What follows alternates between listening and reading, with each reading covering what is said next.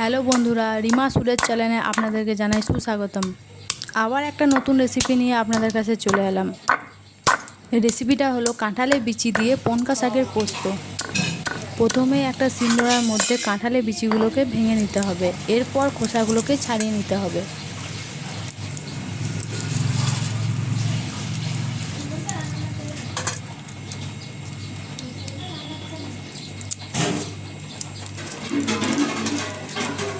প্রথমে আমি মশলাটাকে বেটে নেব, জিরে, কাঁচা লঙ্কা, আদা। এরপর আমি পোস্তটা ভালোভাবে বেটে নেব।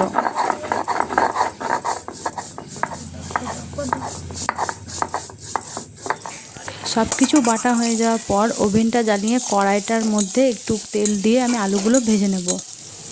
দেখুন আমি লাল লাল করে আলুগুলো ভেজে নিয়েছি। এবার একটা পাত্রের মধ্যে আলুগুলো তুলে নেব। ওই কড়াইয়ে একটু সর্ষে তেল দিয়ে আমি ব্যবহার করছি শুকনো লঙ্কা, একটা তেজপাতা আর 5 ফোড়ন। এরপর বেটে রাখা মশলাটা দিয়ে দেব।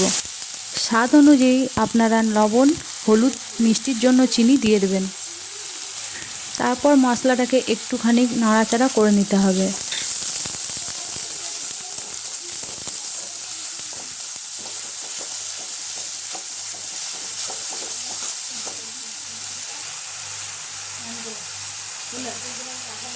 ভেঙে রাখা কাঁঠালের বিচিগুলো আমি মশলার মধ্যে দিয়ে মশলাটাকে ভালোভাবে কষিয়ে নেব।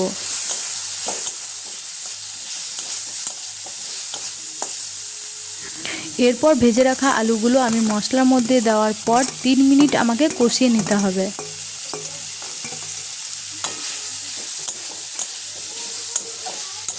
কষানো হয়ে যাওয়ার পর আমি একটু জল অ্যাড করব।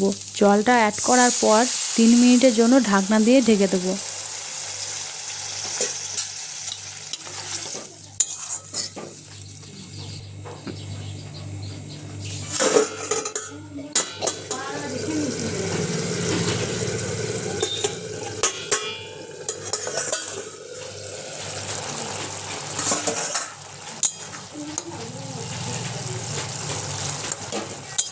দেখুন আলুগুলো সেদ্ধ হয়ে গেছে। এবার কেটে রাখা পনকা শাকগুলো আমি দিয়ে দেব।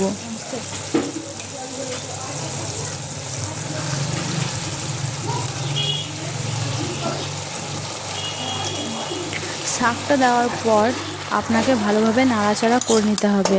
তারপর 3 মিনিট ঢাকনা দিয়ে চেপে ঢাকা দিতে হবে।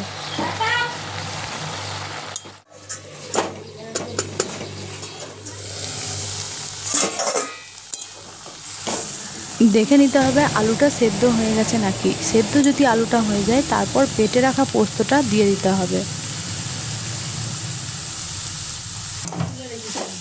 পোস্তটা দিয়ে আমাকে 2 মিনিট মতো নাড়াচাড়া করে নিতে হবে। দেখুন কাঁঠালের বিচি দিয়ে পনকা শাকের পোস্ত রেডি।